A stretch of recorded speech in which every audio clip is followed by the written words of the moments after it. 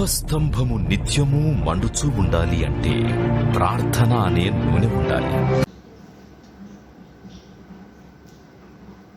దేవునికి స్తోత్రములు. ప్రేమైనటువంటి వారులారా, దయచేసి బైబిల్ తెరిచి ఎఫెసీ అపొస్తలుడైన పౌలు ఎఫెసీ సంఘమునకు రాసిన పత్రిక 5వ అధ్యాయము 1వ వచనం చూసి నేనే చదువుతాను. కావున మీరు ప్రియులైన పిల్లల వలె దేవుని పోలి నడుచుకున్నది. దేవునికి స్తోత్రం. కావున మీరు ప్రియులైన పిల్లల వలె దేవుని పోలి నడుచుకున్నది. లేఖన అంశం మీద ధ్యానించుదాం. శ్రద్ధగా వినాలని వేడుకుంటున్నాను. వినకపోవడం మనకే నష్టం. వినడం, శ్రద్ధగా వినడం అనేది దైవ భక్తి సాధనలో ఆయుధం. ప్రేమైనటువంటి వారులారా, ప్రస్తుత అంశం దేవుని పోలి నడుచుకున్నది. ఈ వాక్యంలోని సర్వసత్య సందేశం ఇప్పుడు మనం వినికిడిలో ధ్యానం ఇచ్చి సత్యం గ్రహించాలన్న దేవుని వేడుకుతాం. అత్యంత కృపా కనికరం గల ఆకాశం మంత్రుడు తండ్రి, రైతు జ్ఞాపకం చేసుకుంటే నీ సేవకుడైన పౌలు నోట వచ్చిన సత్యం ప్రియులైన పిల్లల వల్లే దేవుని పోలి నడుచుకుంటే అనే ప్రవచించి నీ గ్రంథంలో లిఖింపజేసి యుగాంతమందున్న క్రైస్తవ కొరకై నీవు చేసిన గొప్ప మేలు అందుని బట్టే స్తుతించుచున్నాను. స్తోత్రం, స్తోత్రం, స్తోత్రం, స్తోత్రం. నీ బిడ్డలపై నీకు ఎంత ప్రేమ ఉందో ఇది మూలంగా నేను తెలుసుకోవచ్చున్నాను. ఆ మాట నువ్వు బైబిల్లో రాయని ఎలా మేము ఎలా నడుచుకుంటున్నాం? నిన్ను పోలి నీ వాక్యమును బట్టి మా విశ్వాసం బలపడినట్లు నీవు మాకు చేసిన సందేశం విన్నవారు, యూట్యూబ్లో చూసువారు అందరినీ జ్ఞాపకం చేసుకుని వారి రక్షణను కాపాడుకుంటూ కొనసాగించుకుంటూ ముందుకు సాగుతున్నట్లు ఆశీర్వదించమని యేసు నామమున ప్రార్థించుచున్నాను తండ్రి. ఆమేన్.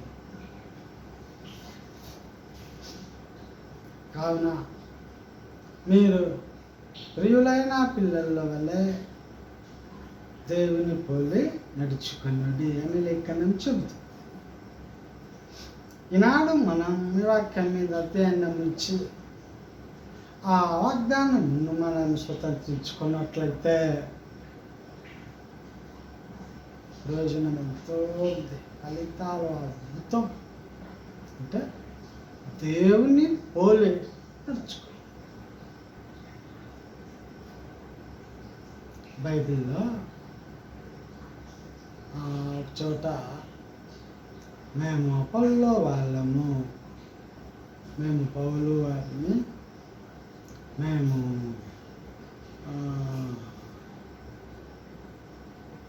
ఈ విధంగా విచారకరమైన స్థితి ఉంది.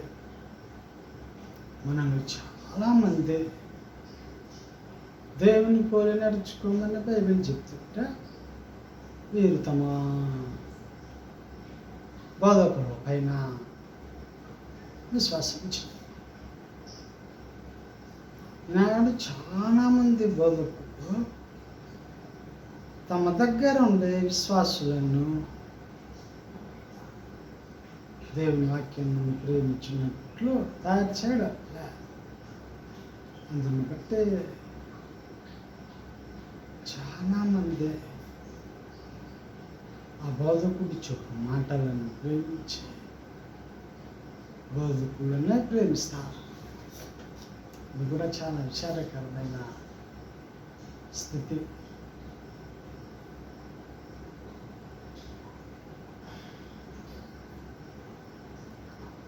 సినిమా తారలు, హీరోలు, హీరోయిన్లు, హాస్య నటులు, డాన్సర్లు, సినీ పరిశ్రమ, సినిమా తారలకు లోకంలో అభిమానులు చాలామంది ఉంటారు. అంతా మనకు తెలిసిన విషయమే. ప్రతి యాక్టరు అభిమానం. వారి యొక్క నడవడిక, వారి వస్త్రధారణ, వారి మాట తీరు ఆ ప్రకారమే వీళ్ళు వేశారు. వాళ్ళలాగా మేము ఉండాలా, ఆయన మా హీరో, మేము ఆ హీరో యొక్క అభిమానులు అంటూ వాళ్ళ వేషధారణలో వీళ్ళు వేషం వేసుకున్నారు. ఈ మధ్య super star Krishna, junior Krishna అంటూ యూట్యూబ్లో ప్రత్యక్షమవుతాడు. సేమ్ వేషం, మేకప్, కృష్ణ మాదిరి పాటలు, డ్యాన్సులన్నీ. ఆ విధంగా మనుషులందరూ ఆ సినీ తారాలకు అభిమానులుగా తయారవ్వడం, వాళ్ళు మాట్లాడినట్లే వీళ్ళ డైలాగ్, వాళ్ళ వస్త్రధారణ వీళ్ళ వస్త్రం. అవును, వస్త్రం ఫ్యాషన్ యూనివర్సిటీలో మొదట సినిమాలోకి వెళ్తుంటే ఆ వస్త్రాల ఫ్యాషన్ తర్వాత జనంలోకి ప్రవేశిస్తుంది. ఇప్పుడు మనం ధరించే ప్యాంటు, షర్టు, కోటు ఇవన్నీ కదా.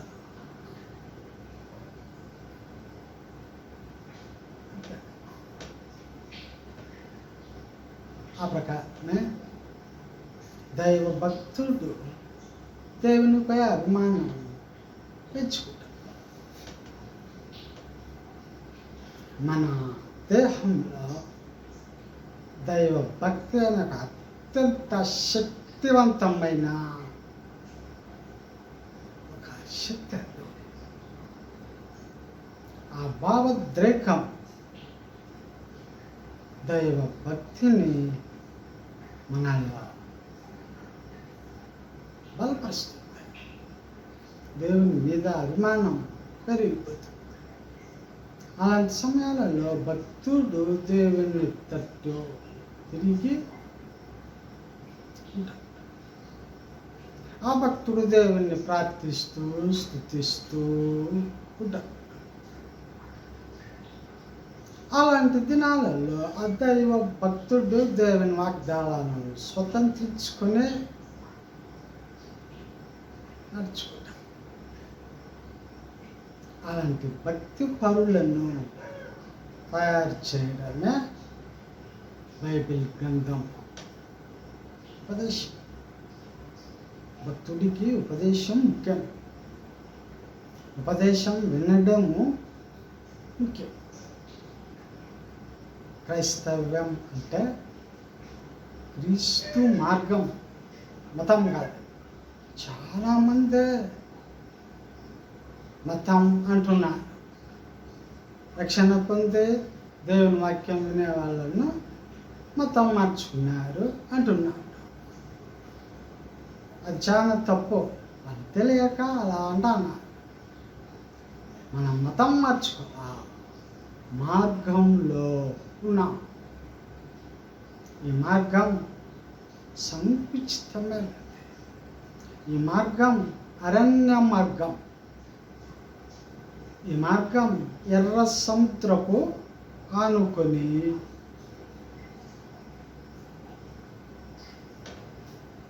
ముందుకు నడిచి వెళ్తున్న మార్గం. మార్గంలో క్రైస్తవుడు, క్రీస్తు సంఘం ప్రయాణిస్తూ ఉంది. పక్కనే ఎర్ర సముద్రం ఉంది.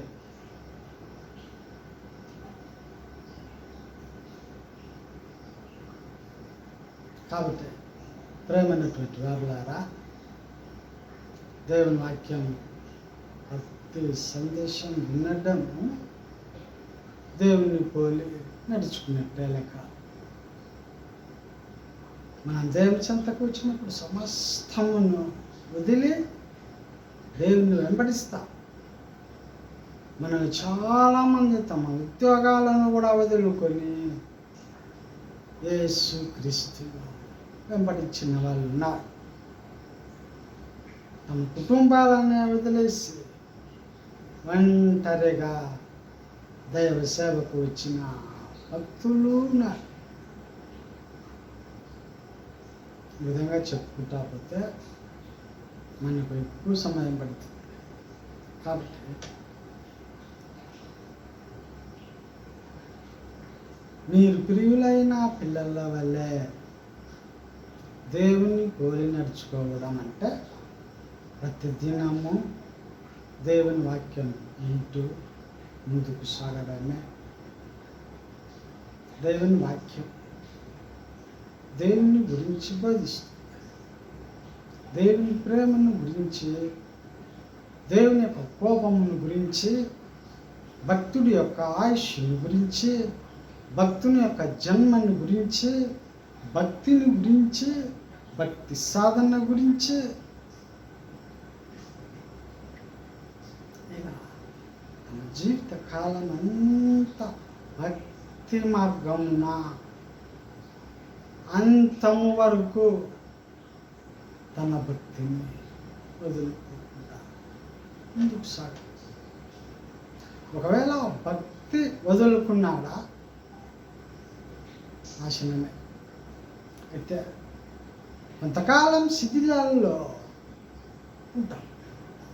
అయినా ఆ ప్రేమ అమూల్యమైనది కనుక తాను ప్రేమించి పిల్లలను మాత్రము వదలను అని వాగ్దానం చేసి, ఆ వాగ్దానం నెరవేర్పుగా ఆ శిథిలివై ఉన్న భక్తుని ఆయన చేయి చాపి దేవుడు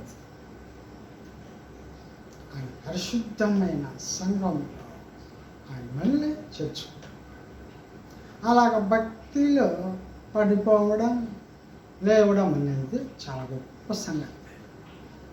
అంటే భూమిలో పడిన విత్తనం చనిపోయి కుళ్ళిపోయి అందులోంచి మొలక పుడుతుంది. తప్పిపోయి బ్రతకడం, చనిపోయి బ్రతకడం దేవుని సంఘంలో ఎన్ని గొప్ప గొప్ప సందేశాలు. ఎవరైనా పడిపోయినా, పడిపోయి లేచినా వీళ్ళని చిన్న చూపు చూడడం ఇలా ఆనవాయితీ తెలియదు. కాబట్టి దైవభక్తి సాధనలో దేవుని గురించి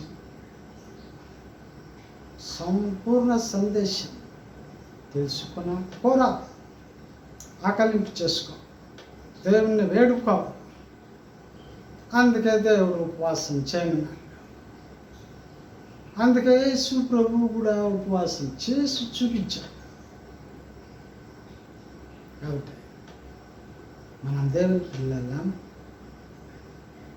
దైవ భక్తులముగా దేవుని వాక్యంపై అభిమానంగా భయభక్తులతో నడుచుకోవడమే దేవుని పోలి నడుచుకోవడం మాటలకు అర్థం. ప్రతి క్రైస్తవుడికి సత్య సందేశం, బోధకం నుండి వచ్చే హెచ్చరికలు ముఖ్యం. అది వదులుకుంటే మనకే నష్టం. జాగ్రత్తగా అడుగులు ముందుకెళ్తాం. వాక్యం వారిని ప్రభు దీవించిన ఆమేన్.